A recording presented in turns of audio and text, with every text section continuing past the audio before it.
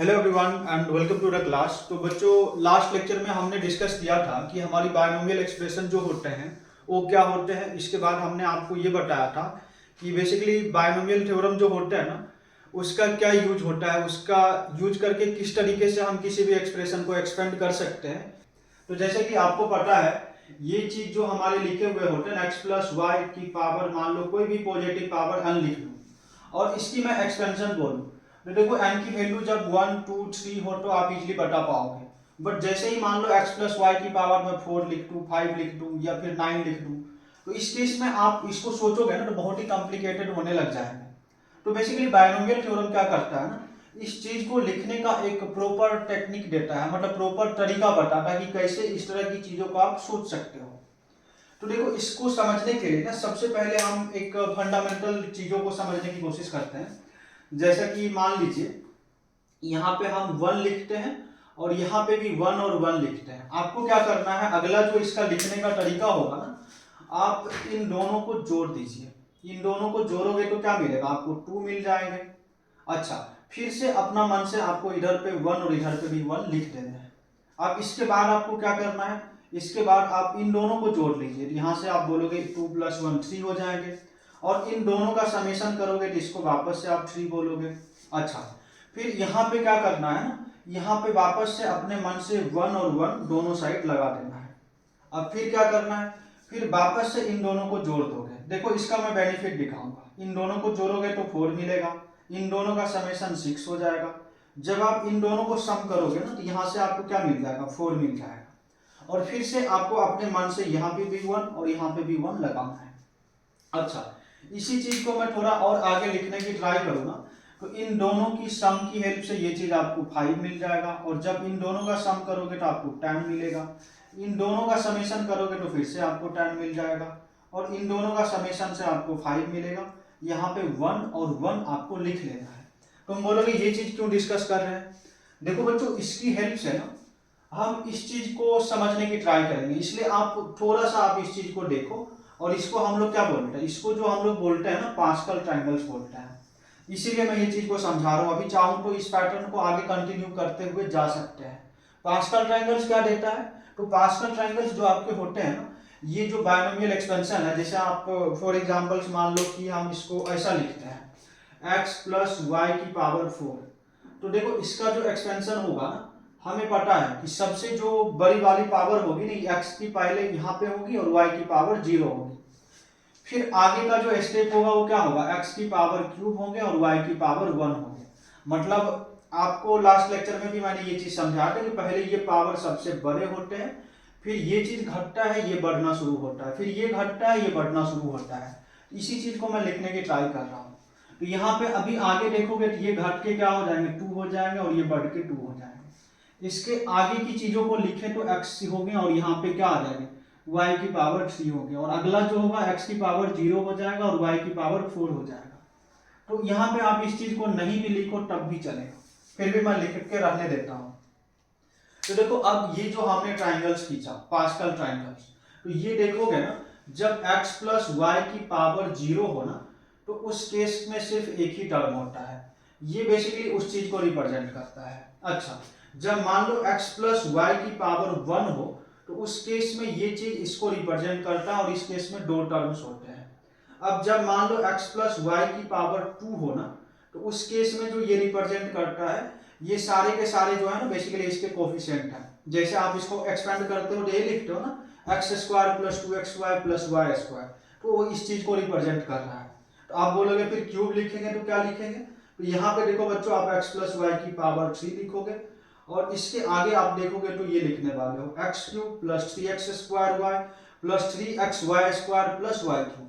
तो इसी तरीके से जब आपके पास हो गया ना x प्लस वाई की पावर 4, देखो इस चीज को ध्यान से समझना, यही हमारा मेन इंपॉर्टेंट चीज है जिसके लिए हमने ये सारी चीजों को सीखा था। तो जैसे मान लो x प्लस वाई की पावर 4 है, तो आप पहला क्या लिखोगे, x की पावर 4 और कोफिशिएंट में यहाँ पे 1 होंगे। अगला जो आपके चलेंगे प्लस होंगे और यहाँ पे 4 होंगे, क्योंकि यहाँ पे 4 दिया हुआ था। इसके अगला जो होगा वो यहाँ पे क्या लिखोगे, 6 लिखोगे। फिर इसके अगला जो होगा वो क्या होगा, 4 होगा, तो आप यहाँ पे क्या लिखने वाले हो, 4 लिखने वाले हो। फिर बोलोगे इसके अगला, तो इसके आगे जो है ये 1 हो जाएगा, आप यहाँ पे 1 लिख लोगे। तो देखो बच्चों, ये जो मैंने लिखा ना, ये x प्लस वाई की पावर 4 का एक्सपेंशन हुआ। इसी तरीके से x प्लस वाई की पावर 5 हो, तो उस केस में हम लोग ये सोचेंगे x plus y to the power 5 में हम लोग क्या समझेंगे, इस चीज को लिखेंगे और इसी चीज को कंटिन्यू करा देंगे। फिर इसी तरह अपन x प्लस वाई की पावर 6 को लिख सकते हैं। तो आप बोलोगे कि इसकी हेल्प से आप ये भी लिख के दिखा सकते हो, फिर तो x प्लस वाई की पावर n, तो बिल्कुल हम इस चीज को भी लिख के दिखा सकते हैं आपको। तो आइए इस चीज को भी समझते हैं, बट इसके लिए इसी पैटर्न को ना थोड़ा दूसरे तरीके से ऑब्जर्व करते हैं। जैसे देखो यहाँ पे क्या दिया हुआ है, यहाँ पे 1 दिया हुआ है, तो आपको पता है ना कि 0 जो होते हैं 1 के इक्वल होते हैं। अच्छा, फिर इसके बाद आपको जो लिखना है ना, यहाँ पे 1 लिखने हैं, और यहाँ पे जो लिखोगे ना आप 0 लिखोगे। इसको थोड़ा और अच्छे से मैं इधर करके लिखता हूँ 1 अच्छा, इसके बाद आपको क्या करना है, फिर से इन दोनों चीज को जोड़ देना है। तो इन दोनों को जब आप जोड़ोगे ना, तो आपको मैंने पीएनसी के टाइम पे एक फॉर्मूला सिखाया था, NCR प्लस NCR प्लस 1। तो इस चीज को अगर आपने याद रखा है तो ये चीज ऐसा होता है N+1 CR प्लस 1। मतलब लोअर इंडेक्स में जो बड़े होते हैं उसको लिख लेते हैं और ऊपर के इस चीज में हम एक चीज को ऐड कर देते हैं। आपको ये चीज याद होगा। तो यहाँ पे फिर से आप ये चीज यूज करोगे ना, यहाँ से आपको क्या मिल जाएगा 2C1। अच्छा, यहाँ तक आपको समझ में आ रहा होगा। फिर इसके बाद क्या करना है ना, यहाँ पे आपको अपने मन से 2C2 लगा देना है और इधर पे 2C0 लगा देना है।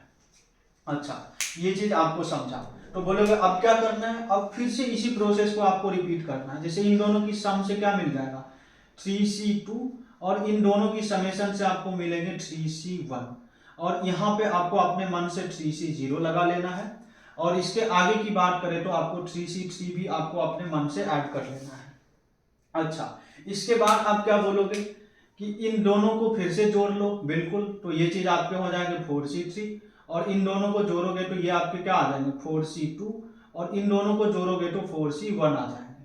और इसके बाद फिर से आपको क्या करना है, फिर से आपको 4C0 और 4C1 अपने मन से लगा लेना है और ये प्रोसेस फिर से ये चीज कंटिन्यू चलता जाएगा।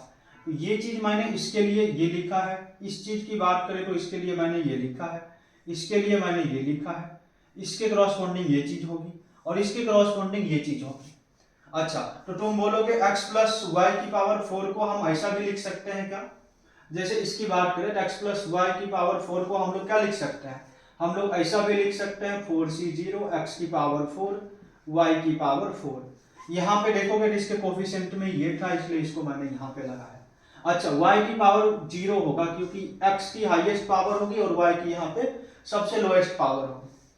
अगला आपका क्या हो जाएगा, अगला आपका 4C1 होगा और x की पावर q और y की पावर 1। अच्छा, 4C1 क्यों, क्योंकि यहाँ पे सेकंड नंबर के जो टर्म हो गए ना उसकी कोफिशिएंट ये है, तो आप यहाँ पे ऐसे लिखोगे। अच्छा, फिर आगे जाओगे तो आप क्या लिखोगे 4C2 लिखोगे और x की पावर 2 y की पावर 2, क्योंकि यहाँ पे अगला कोफिशिएंट आपके पास ये है। समझ पा रहे हो ना। इसी चीज को और अपन आगे लिखेंगे तो और क्या लिखेंगे, यहाँ पे हम लोग लिखेंगे 4C3 और x की पावर 1 और y की पावर 3, क्योंकि यहाँ पे 4C3 दिया हुआ है। तुम बोलोगे इसको और आगे लिखो, तो और आगे हम जब लोग लिखेंगे ना इसको तो ये चीज क्या आ जाएंगे 4C4 और x की पावर 0 और y की पावर 4। तो ये देखो x plus y to the power 4 का जनरल एक्सपेंशन हो गया। अच्छा, देखो ये चीज जो है ना ये भी बेसिकली पास्कल ट्रायंगल ही है, इसको हमने एनसीआर के पैटर्न में लिखा और इसको हमने सीधा सीधा लिखा। तो तुम बोलोगे कि मान लो कि हमें x plus y to the power n लिखना है, इसको कैसे लिखे, तो बहुत ही सिंपल है, इस चीज को अपन ऐसा लिख सकते हैं, फिर y की सबसे लोएस्ट पावर 0 लिख लोगे, फिर प्लस और फिर अगला प्लस करके क्या लिखोगे x की इससे थोड़े एक कम पावर और y की पावर बढ़ा लोगे, फिर बोलोगे और आगे लिख के दिखाओ तो x की पावर ये -2 हो जाएंगे, y की पावर 2 होंगे और ये चीज हमारे चलते चलते कहाँ तक जाएंगे, एक टाइम होगा जब x की पावर 0 हो जाएगा और ये y की पावर n हो जाएंगे। अच्छा, फिर इसके बाद हमें क्या लगाना है, यहाँ पे देखो 4 के लिए हम लिख रहे थे इसलिए 4C0 लिखा, तो यहाँ पे हम किसके लिए लिख रहे हैं n के लिए ना, यहाँ पे सिंपली आप NC0 लिखोगे, फिर प्लस NC1 लगा लोगे, आप प्लस NC2 लगा दोगे और ये चीज आपके चलते जाएंगे अप टू कहाँ तक, ये चीज आपके NCN तक चलते जाएंगे। और ये आपकी क्या होगी x plus y to the power n का एक्सपेंशन। आई होप आपको ये चीज बहुत ही अच्छी तरीके से समझ में आया होगा। तो देखो बच्चों इस चीज को कैसे लिखा जाता है इस बात को तो हमने समझ लिया। अब इस चीज को मान लो कि हम जनरल टर्म की फॉर्मेट पे लिखना चाहें तो देखो बच्चों हमारा जनरल टर्म क्या होता है कि ये जो इतना लंबा सा एक्सपेंशन दिया हुआ है ना, इसको मैं हर बार नहीं लिखना चाहता हूँ, इसलिए यहाँ पे चीजों को जनरलाइज करता हूँ। तो जनरलाइज करने के लिए हम लोग क्या लिखते हैं ना, यहाँ पे सिग्मा लगाते हैं और आर की वैल्यू क्या लेते हैं, आर इज इक्वल टू हम लोग 0 लेते हैं अप टू एन, और इसको क्या लिखते हैं एन सी आर, और इस पे क्या लिखते हैं एक्स की पावर n माइनस आर और y to the power r। ये लिखने से आपका क्या आ जाता है, जैसे ही आप ये चीज लिखोगे ना तो ये बेसिकली ये पूरे को रिप्रेजेंट कर देगा। हमने टी आर प्लस 1 क्यों लिया, क्योंकि देखो ये n है ना, x plus y to the power n, तो बेसिकली इस पे मैं ऐसा लिख रहा हूँ, इसको क्या लिख रहा हूँ r is equal to 0 to n। अच्छा तुम बोलोगे इस पे ये चीज क्यों लगा रहा हूँ, क्योंकि देखो बच्चों ये चीज जो है ना ये हमारा फर्स्ट टर्म t1 है, ये जो है हमारा सेकंड टर्म t2 है, इसकी बात करें तो ये हमारा थर्ड टर्म t3 है, और इसी तरीके से चलोगे ना तो ये हमारा nth टर्म tn है। तो ये चीज लिखने से ना ये पूरा चीज रिप्रेजेंट हो रहा है, इसलिए मैं सिग्मा लगा रहा हूँ। तो यहाँ से अपन बात करें ना तो हमारा जनरल टर्म को हम अगर ऐसा भी कुछ लिखे ना तब भी वैलिड ही हो जाएगा। जैसे इसको अपन ऐसा लिखे एन सी आर और x to the power n minus r y to the power r, तो तब भी ये चीज सही है और आपको इसको एज ए फॉर्मूला याद रखना है। ये आपके क्या हो गए जनरल टर्म। तो देखो बच्चों यहाँ पे हमने जनरल टर्म को भी अच्छे से समझ लिया। अच्छा तो आप बोलोगे अब आगे क्या सिखाने वाले हो, तो मैं अब सिखाने वाला नहीं हूँ, अब आपसे मैं पूछना चाहूंगा कि ये जैसे कि मैं आपको ऐसा दे रहा हूँ x minus y to the power n का एक्सपेंशन लिखो, तो आप बोलोगे आप तो अभी अभी हमें प्लस का सिखाया हो तो आप ये माइनस करके क्यों पूछ रहे हो। तो देखो ये चीज और ये चीज दोनों का लिखने का तरीका सिमिलर है, इसलिए मैं ये चीज समझा रहा हूं। इसको अपन ऐसा लिख सकते हैं x plus minus y to the power n, और इसको लिखोगे तो आपको यहां से क्या मिलने जा रहा है, यहां से आपको मिलेंगे nc0 और x की पावर n प्लस जो मिलेंगे nc1 और x की पावर क्या n माइनस 1, और यहाँ पे देखोगे माइनस वाई की पावर 1 हो जाएंगे। अच्छा फिर अगला जो आपके होंगे ये nc2 हो जाएंगे और x की पावर n माइनस 2 होंगे, और ये देखो y की पावर 2 हो जाएंगे, क्योंकि माइनस वाई की पावर 2 बोले तो y स्क्वायर हो जाएंगे, और ये चीज फिर अगला माइनस होगा और ये चीज चलते जाएगा, और ये प्लस होगा मतलब लास्ट वाले जो आपके होंगे ncn होंगे, x की पावर 0 होंगे और minus y to the power n हो जाएंगे। यहां तक तो आपको समझ में आ रहा होगा। तो इसको भी अपन जनरल टर्म के फॉर्मेट पे लिखने की ट्राई करें ना, ये भी बेसिकली क्या हो जाएगा sigma r is equal to 0 to n, और ये टी आर प्लस 1 हो गए but minus 1 to the power r, क्योंकि एक चीज यहाँ पे नेगेटिव में भी चल रहा है। तो ये चीज देखो आपके क्या हो जाएंगे, इसकी अपन बात करें ना ये चीज आपके t1 है, और इसकी बात करें तो ये चीज क्या है, ये देखोगे तो ये माइनस t2 है। इसकी बात करें तो ये देखो ये आपके जो हुए ये कौन से हो गए टर्म 1, इसकी बात करें तो ये आपके हो गए टर्म 2, तो इसको माइनस t2 लिखोगे। इसकी बात करें तो प्लस t3, और ये चीज फिर माइनस ऐसा करके ये चीज चलते जा रहा है कहाँ तक, ये देखो ना minus 1 to the power n, और ऐसा कुछ है बोले तो ये चीज चलते जा रहा है आपके tn तक। अच्छा देखो मैं ये चीज क्यों बता रहा हूँ, ये चीज बताने का पर्पस ये है कि क्योंकि मैं आगे आपसे ये पूछना चाह रहा हूँ कि मान लो इसका सम अगर मैं पूछता हूँ x plus y to the power n plus of x minus y to the power n, इन दोनों का एडिशन क्या होंगे।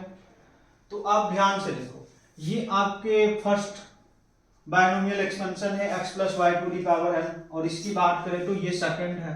तो इन दोनों को जब आप जोड़ोगे ना तो आपको ऐसा ही कुछ रिजल्ट मिल जाएगा। अच्छा ये रिजल्ट जब मिलेगा तो देखो ये t1 ये t1 यहाँ पे प्लस ऐसा चलता जा रहा है प्लस के साथ, ये दोनों मर्ज होके देखो क्या आ जाएगा ट्वाइस ऑफ t1, तो ये चीज आपके क्या आ जाएगा ट्वाइस ऑफ t1।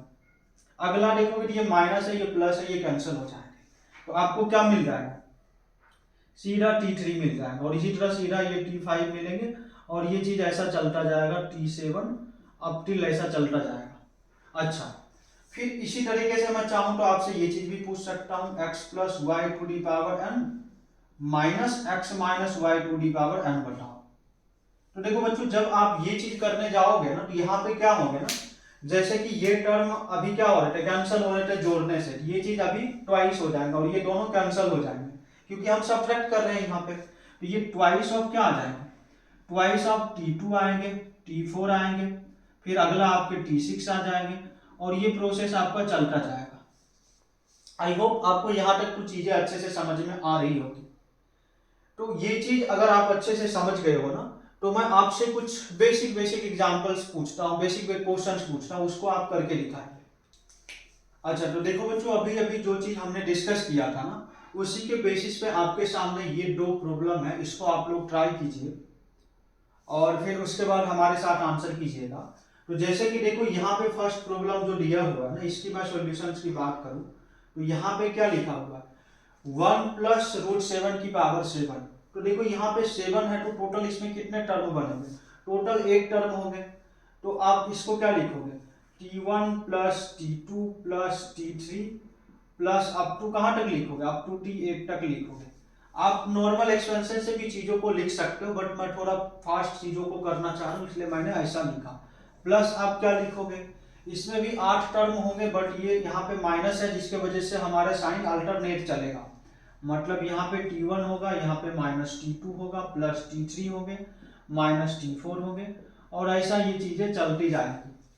कहाँ तक, ये चलेंगे T की पावर, मतलब ये T8 तक ये चीज चलता जाएगा। अच्छा, तुम बोलोगे कि इन दोनों को जोड़ लो, तो जैसे ही आप इन दोनों को जोड़ोगे तो ट्वाइस ऑफ क्या आ जाएगा, T1 प्लस T3।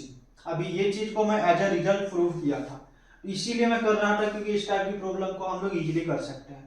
अगला अपना क्या होगा, T5 प्लस T7, बस इतना तक ही होगा, ये चीज हो जाएगी। और यहां से आप इसको क्या लिख सकते हो, ट्वाइस ऑफ, अच्छा T1 बोले तो T1 को अपन क्या लिख सकते हैं, इसके रेफरेंस में लिखोगे, T1 की बात करें तो आपके क्या आ जाएंगे 7C0 और बस 1 की पावर 7, ये तो 1 ही हो जाएगा। अगला क्या लिखोगे, T3 बोले तो ये 7C2 आ जाएंगे और रूट 2 की पावर 2 लिख लोगे। अगला मैं इसकी बात करूं तो आप क्या लिखोगे, 7C4 और रूट 2 की पावर 4 हो जाएंगे। अगला आपकी क्या आ जाएंगे, 7C6 हो जाएंगे और रूट 2 की पावर ये 6 हो जाएंगे। आप समझ पा रहे हो ना। तो यहां से बेसिकली आपको क्या मिलने जा रहा है, इसको आप सॉल्व कर लोगे तो आपको फाइनल आंसर मिल जाएगा। ट्वाइस ऑफ 7C0 तो 1 होता है। 7C2 की अपन बात करें तो ये 7 multiplied by 6 divide by 2 into 2 हो जाएंगे। और इसकी बात करें तो 7C4 बेसिकली 7C2 के ही इक्वल होंगे, तो 7C6 डिवाइड बाई 2 और रूट 2 की पावर 4 बोले तो ये 4 हो जाएंगे। और 7C6 आपके 7 हो जाएंगे, रूट 2 की पावर 6 बोले तो 2 की पावर क्यूब हो जाएंगे।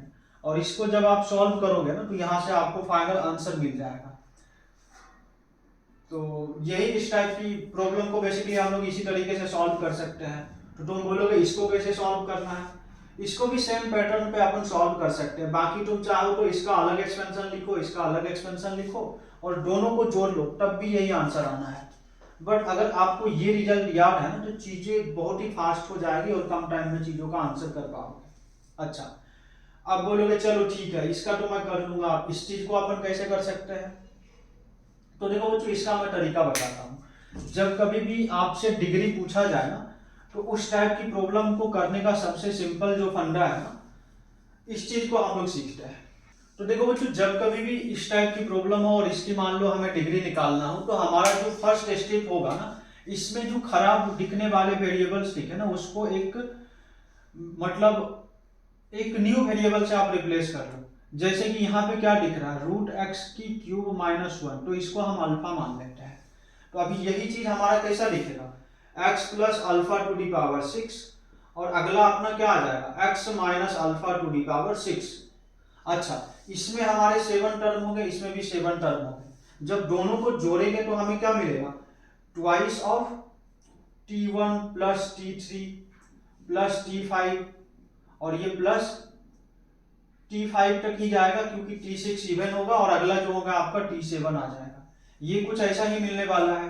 अच्छा, इस चीज को आप लिखोगे तो ट्वाइस ऑफ t1 बोले तो 6c1 और x की पावर 6 प्लस 6c2 और x की पावर, ये जो हो जाएंगे, ये देखो x की पावर यहाँ पे क्या लिखोगे 4 और अल्फा की पावर 2। अगला जो आपके हो जाएंगे 6c4 हो जाएंगे, और यहाँ पे देखो x की पावर 1 हो जाएंगे, और अल्फा की पावर की बात करें तो ये चीज कितना आ जाएगा, देखो इसकी पावर अभी ये 2 होंगे और अल्फा की पावर 4 हो जाएंगे, और अगला लिखोगे ये चीज क्या आ जाएंगे आपकी, ये आ जाएंगे 6c6 और x की पावर 0 और अल्फा की पावर 6। अच्छा, तो यहाँ पे देखोगे ना अल्फा एक्चुअल में ये था, तो इसका हाईएस्ट डिग्री कहाँ पे मिलेगा, जब 6 होगा तो इसकी पावर आप 6 करोगे ना तो एक्स क्यूब माइनस 1 की पावर 1/2 और इसकी power 6 is equal to alpha. That means ये चीज जो आपको मिलेगा ना ये कुछ ऐसा मिल जाएगा, और ये 6 हो जाएंगे, और x बोले तो मतलब अल्फा की पावर 6 बोले तो देखो ना ये चीज कैंसिल होके क्या आ जाएगा, एक्स क्यूब माइनस 1 और इसकी पावर 3 हो जाएंगे, और यही हो जाएंगे। इसमें हाईएस्ट डिग्री देखोगे ना, देखो ना ये चीज क्या आ जाएगी, ए क्यूब बोले तो x की पावर 9 से इसकी शुरुआत होगी, बाकी सारे के सारे टर्म इससे लोअर ही होंगे, तो तुम बोलोगे ये सब में क्या होगा, तो इधर से आप करके देखोगे ना बच्चों तो सबसे छोटा टर्म सबसे लार्जेस्ट टर्म इधर ही मिलेंगे, बाकी यहाँ की जो डिग्री होंगे उससे कम ही आएंगे। जैसे इसकी बात करें तो ये चीज क्या है, x square multiplied by alpha की पावर 4 बोले तो ये चीज क्या होंगे, एक्स क्यूब माइनस 1 का स्क्वायर। तो देख पा रहे हो यहाँ से डिग्री आपको क्या मिलेंगे, एक्स की क्यूब बोले तो एक्स की क्यूब का स्क्वायर, तो ये 6 हो जाएगा, और 2 से मल्टीप्लाई करोगे तो यहाँ से हाईएस्ट डिग्री आपको एक्स की पावर 8 मिल रहा है, जबकि यहाँ से आपको 9 मिल रहा है। इस प्रॉब्लम का जो आंसर हो जाएगा वो क्या आ जाएगा, इसकी डिग्री, ये जो बायनोमियल मतलब एक्सप्रेशन दिए हुए है ना, बेसिकली दो बायनोमियल एक्सप्रेशंस का जो सम दिया हुआ है इसमें इसका जो डिग्री होगा वो 9 हो जाएगा, और यही आपके आंसर होंगे। आई होप आपको ये चीज बहुत ही अच्छी तरीके से समझ में आ रहा होगा। तो आइए हम इसकी कुछ और एप्लीकेशंस को करके देखते हैं।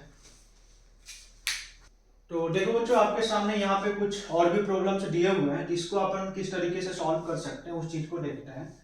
तो जैसा कि मैंने फर्स्ट लेक्चर में ही बताया था, मान लो x प्लस वाई की पावर अगर n है तो इसमें जो नंबर ऑफ टर्म्स आते हैं वो कितने आते थे, n प्लस 1 आते थे। तो सेम ये वाला लॉजिक का यूज करके आप इसकी अगर आंसर करोगे ना तो यहाँ पे क्या दिया हुआ है, x प्लस x बोले तो ये first term plus second term का पावर 6। तो यहाँ पे जो नंबर ऑफ टर्म्स होंगे वो कितने हो जाएंगे, यहाँ पे जो आपके नंबर ऑफ टर्म होंगे वो 6 प्लस 1 बोले तो 7 के इक्वल हो जाएंगे। अच्छा, इसकी जनरल टर्म कैसे लिखोगे, तो हमने आज के ही लेक्चर में आपको ये बताया था कि tr प्लस 1 जो होता है हमारे जनरल टर्म होते हैं, और इसकी जो फॉर्मूला होती है वो क्या होता है, mcr x की पावर n माइनस r और y की पावर r। x बोले तो एक्सप्रेशन का फर्स्ट टर्म, जैसा कि यहाँ पे इसकी फर्स्ट टर्म क्या दिया हुआ है 6c, r लिखोगे फर्स्ट टर्म बोले तो 2x स्क्वायर और इसकी पावर 6 माइनस r, और सेकेंड टर्म बोले तो -1/3x है और इसकी पावर r, ये आपके सेकेंड टर्म हो गए, और यही इसका क्या हो जाएगा, जनरल टर्म हो गए। आई होप आपको ये चीज समझ में आ रहा होगा।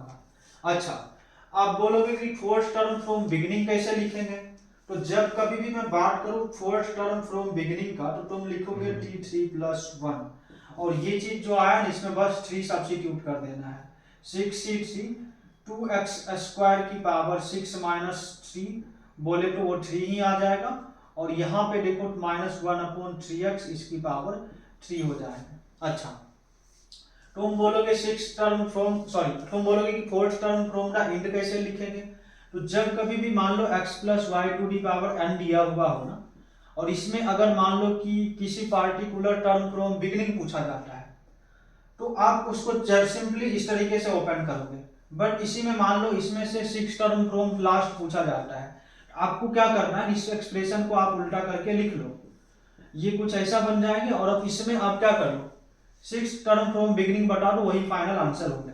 तो यहाँ पे भी हम लोग वही सेम फंडा यूज करने जा रहे हैं कुछ इस टाइप का।